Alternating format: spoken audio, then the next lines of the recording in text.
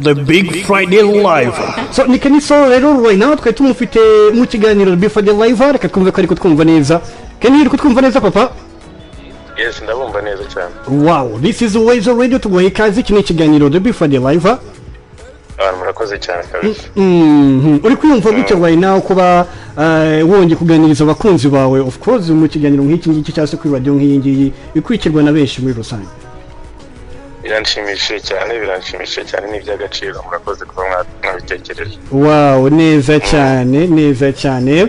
Navuga ko uri mu bahanzi muri uno mwaka, navuga ko uri gukora bidasanzwe, n'ubu tuguhamagaye uri bizaho gato mu bikorwa bya buri munsi bya muzika muri rusange, ukaba uri no guhatana bimwe mu bihembo byenda gutangwa ejo bundi ku cyumweru bya Kisama Award muri rusange, ntabwo biba byoroshye. So ubu ngubu tuguhamagaye muri rusange uri muziye gahunda Kenny? Nawe kubwiye karira ndi muri studio, nimaze iminsi ndi gukora kuri EP yanjye igiye gusohoka mu banga. Yego. Akazi gasigara ukirirwa muri studio kabisa. Ni studio ewana umunsi wose. Yeah. Wow, neza cyane. So hanyuma Kenny, reka noneho dusa nk'abinjira mu muziki wawe muri rusange, uri kuvibinga cyane ugereranyije na bagenzi bawe mwari kumwe mu myaka yagiye itambuka, Yemba Voice muri rusange. So uku kuvibinga, uku gutumbagira, navuga kuri mwe mu ba artists uyu munsi top 5 y'abahanzi nyarwanda bari gukora neza, ntiwaburamo izina Kenny Soul.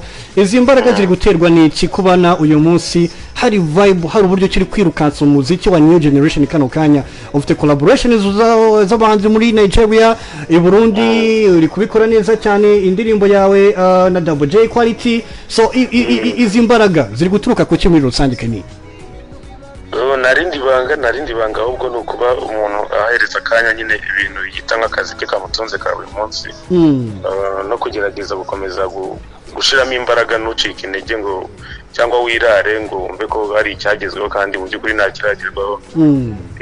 No kugerageza rero guhora mu bintu urimo no gukomeza gusunika nyine, kwagura impande n'impande nyine kugira ngo urebe ko cya kintu wiyemeje nyine gikomeza gutera imbere. Wow, neza cyane. So hanyuma ubona umuziki wawe noneho wakirwa gute hanze y'u Rwanda? Dore ko wenda hano mu Rwanda navuga ko wabaye successful, hanze y'u Rwanda feedback uhabwa zimeze zite muri rusange cyane?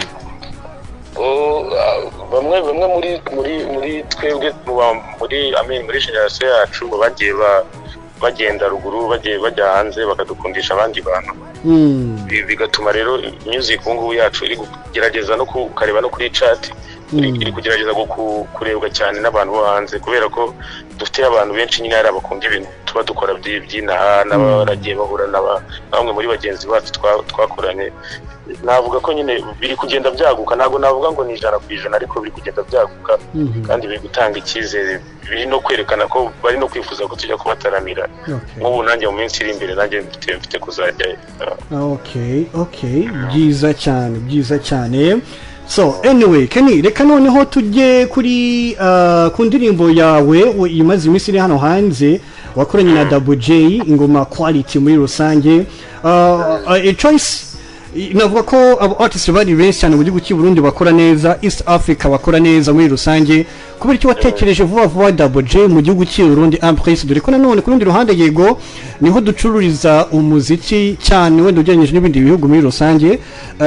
So umuntu yibaza kubera iki Double J ari yabaye choice yawe muri rusange, mwahuje gute kwa?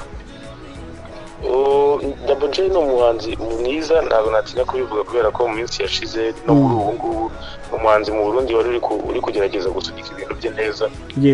Nayo nifuje rero ko na trying mu Burundi, kuko nayo mfite abantu bankundayo ariko batarabona step yanjye, nibura ngerageza no kuberekana n'urukundo ko nanashyigikiye na industry yabo. Nayo nahisemo Double J rero kuko nabonaga ari same generation kandi ari umuntu uri gutanga icyizere, uri mu rugendo nanjye ndimo, niko guhitamo Double J. Si uko ari uko mu Burundi harimo abandi bantu ntakwishimira cyangwa iki, ariko niyo twagerageje guhuza chemistry nyine tubibyara iriya quality mwabonye. Oh yeah, neza cyane.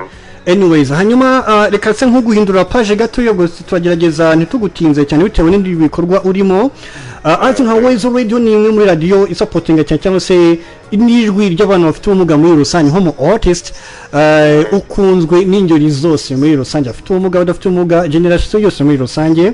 So hanyuma rero ubona mu by'ukuri nkawe nk'umu artist nanone nk'umustar benshi cyane dukunda kano kanya ubona muri no generation cyane cyane y'abafite ubumuga iyo uri kureba ibikorwa byabo reka dufate wenda en general abajene muri rusange urubyiruko rufite ubumuga muri en general turebye mu ruhando rwa muzika muri entertainment muri rusange no mu buzima busanzwe kwa ubona imbaraga zabo zingana gute mu kwipushinga ariko batarinze kuba bapushingwa n'abandi bantu kwa ubona mu by'ukuri nanone bahabwa amahirwe angana na babandi wenda badafite ubumuga mu buryo bumwe cyangwa se ubundi icyo kintu niba ukibona nicyo wakivugaho kwa mbona yuko nta muntu wakaba gufasha umuntu nk'uwo ufite ubumuga kandi ubizi ko atagiriwe amahirwe wenda mbyite nk'amahirwe yo kuba yaba ari gukora ikintu runaka yagakwiye kuba ari gukora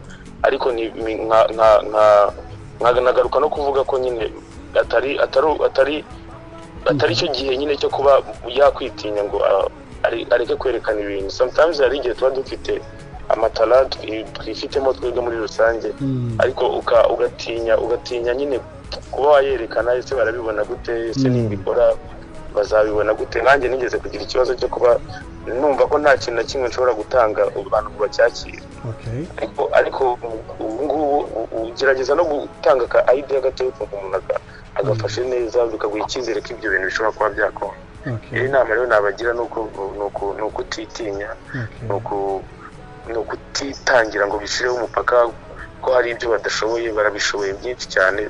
Tubona ingero nyinshi tubana na ba Niyo Bosco abantu bari ni nabo badufasha mu ndirimbo kenshi turakorana cyane mu buzima bwa buri munsi akaba ari umuntu uje warore nyine mu bantu be ariko ubona ko ari aje warore nini cyane. Rero navuga ko twareka kwitinya tukagerageza kwerekana ibintu biturimo ko hari igihe wasanga ari cyo gihe cyiza cyawe cyo kuba winjiye muri ibyo bintu kuko wahoze ubyifuza.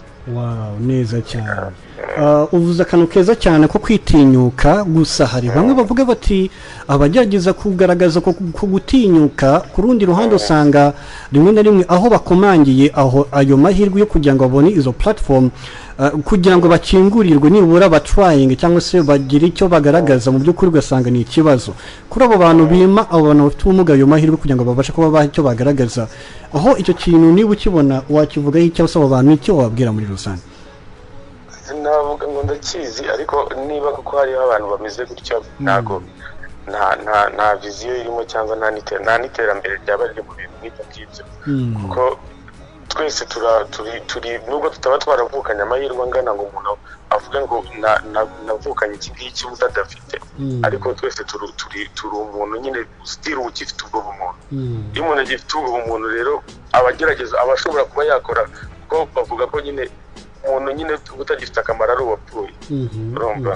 Navuga rero abo bantu nk'abo nyine sinzi icyo nabavuga ariko nta viziyo irimo ariko ndabizi neza ko ubu systeme turi kwinjiramo iri gufungurira amarembo abantu bose bagerageza kuba bari bafite tara nyine igaragara umuntu yakoresha akayibyaza umusaruro ko music iri gukora amafaranga kandi itagendeye ku muntu ngo umeze gutya cyangwa umeze gutya kuba wagaragaje talent.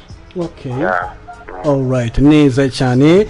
So hari mugenzi wacu yitwa Kugira cyangwa se Kugira-Y hari utwo agiye kuba yakubaza ariko before ko ngira icyo twakubaza hari akantu tujya twumva ati spectacular mu ndirimbo zawe nitujya tukumva twumve ko ari iki ushatse kuvuga. Spectacle nyine ni ahantu hari ibirori nyine hari abantu bishimye bari kwenjoyinga. Okay. Neza cyane. Kugira-Y rekaze agira utuntu akubaza vuba hanyuma tuze tunaguhitishamo zimwe mu ndirimbo zawe uraza kuduhitiramo imwe tuza kuba dugusorezaho cyangwa se tuguherekerezamo muri rusange. Kenny bite? Ni sawa cyane. Yes, hano mu kiganiro The Big Friday live tugira segment yitwa Q&A aho ndi kubaza ikibazo ugadusubiza udatinze na gato. Sibyo?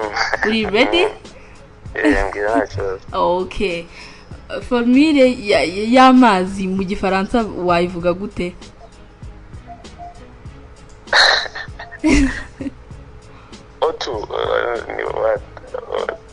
kirana n'icyo. Okay, mu Rwanda haba imirenge ingahe?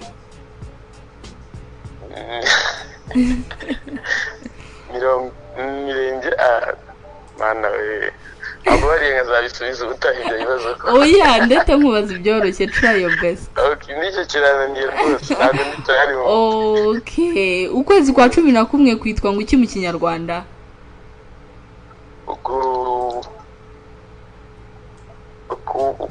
Kuza. Okay, twagiye ngaho turirimbire gato cyane ku ndirimbo ya Ndi Umuntu. Wateye imbuto iyo mu mutima wanjye iyo something like that. Iyo ndirimbo yitwa gute?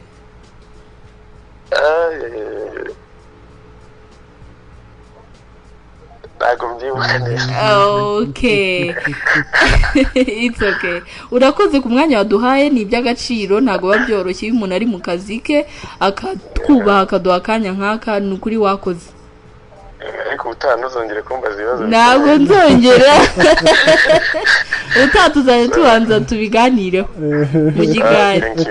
Okay. Anyway, hanyuma Kenny, hanyuma dusoza dukufitiye zimwe mu ndirimbo zawe, uraduhitiramo imwe ni zimwe mu ndirimbo zawe za zamani ho gatoya ko iziri hits cyangwa se zatumye abanyarwanda bakwandastandinga neza bagwa n'icyo cyizere twagejeje kuba tuzishyiramo, ariko maybe hari izindi bakigeze bamenya cyane, uraduhitiramo imwe muri izi ebyiri ngiye kuko baza, sibyo?